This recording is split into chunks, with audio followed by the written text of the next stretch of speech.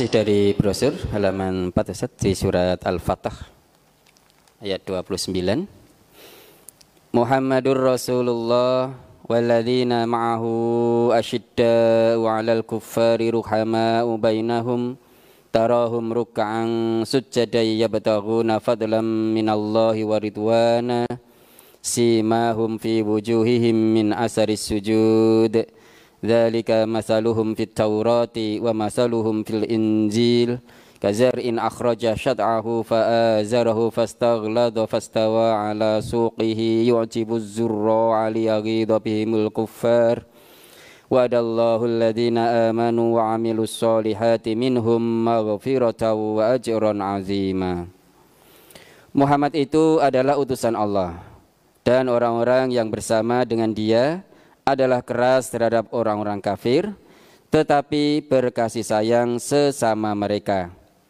Kamu lihat mereka rukuk dan sujud mencari karunia Allah dan keridhoannya. Tanda-tanda mereka tampak pada muka mereka dari bekas sujud. Demikianlah sifat-sifat mereka dalam Taurat dan sifat-sifat mereka dalam Injil, yaitu seperti tanaman yang mengeluarkan tunasnya. Maka tunas itu menjadikan tanaman itu kuat, lalu menjadi besarlah dia dan tegak lurus di atas pokoknya. Tanaman itu menyenangkan hati penanam-penanamnya karena Allah hendak menjengkelkan hati orang-orang kafir dengan kekuatan orang-orang mukmin. Allah menjanjikan kepada orang-orang yang beriman dan mengerjakan amal yang soleh di antara mereka ampunan dan pahala yang besar. Quran surat Al-Fat ayat 29.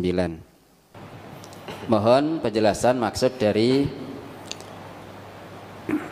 dan tanda-tanda mereka tampak pada muka mereka dari bekas sujud. Tanda yang tampak dari bekas sujud. Ya.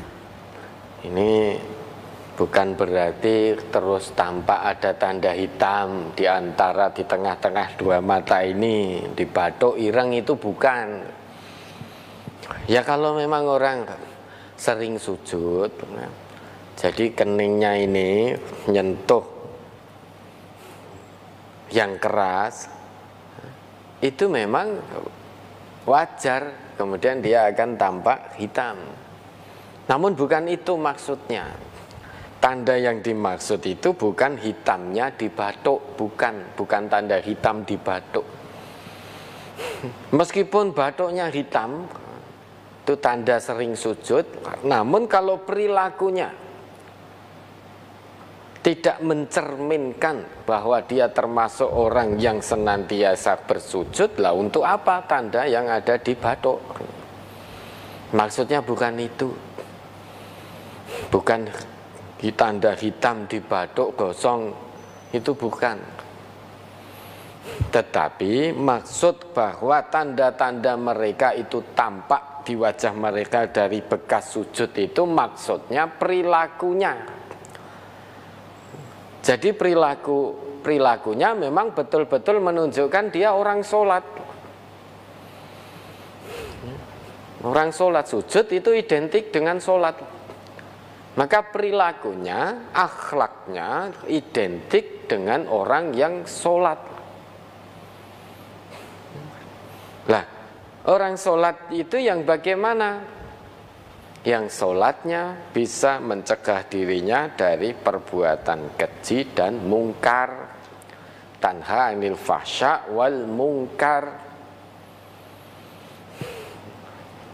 Termasuk perbuatan mungkar itu adalah sombong, tidak berkasih sayang. Nah, sekalipun batuk kita hitam, namun kalau kita sombong, pedas kata-kata kita kepada orang lain, memberi namun diiringi dengan perkataan yang menyakitkan, nah, berarti tanda kita orang sholat tidak tampak. Orang sholat itu tidak akan berkata kasar, tidak akan berkata mungkar. Kalau memberi, ya memberi, tidak menyakiti.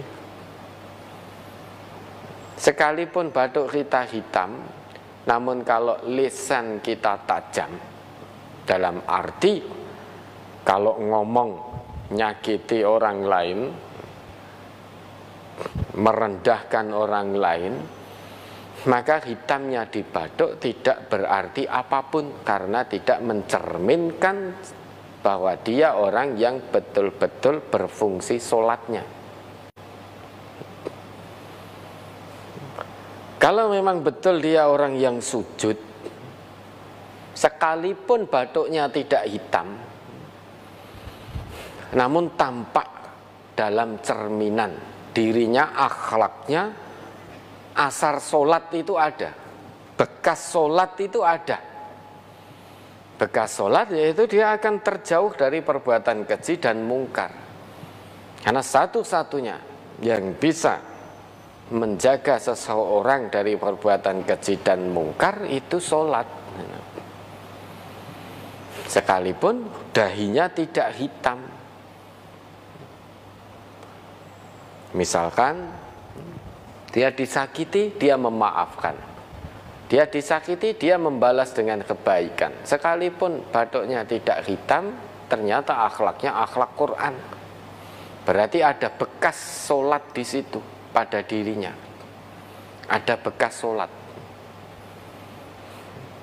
Terlihat dari pancarannya, itu terlihat. Penglihatannya teduh, murah senyum, tidak bermuka sinis, tidak memicingkan sebelah mata, memandang orang lain hanya gara-gara pekerjaannya dipandang rendah, sehingga ngemoi orang lain. Meskipun hitam dahinya, batuknya, namun kalau ada sifat kesombongan dalam hati, merendahkan orang lain karena merasa punya pangkat, kekayaan, merasa menjadi orang yang berpengaruh, maka muncul kesombongannya, nah, berarti asar sholatnya tidak ada. Nah, itu maksudnya asar sholat itu, asar sujud, sujud itu bagian dari sholat, sehingga sujud itu identik dengan sholat. Maka bekas orang sujud yaitu bekas orang sholat. Jadi asar sholat itu, bekasnya orang sholat itu terlihat pada dirinya, yaitu tanha anil fasya wal mungkar itu. Kalau ada orang sholat ya, batuknya ini hitam, kok nyuri, kok korupsi dan lain sebagainya, nah itu bukan orang sholat. Sholatnya hanya tata lahir saja, namun hatinya tidak bisa memfungsikan tujuan dari sholat itu sendiri. Ya, orang yang ada bekas sujudnya berarti sholatnya berfungsi itu. Orang yang berfungsi sholatnya, dia terjauh dari perbuatan keji dan mungkar.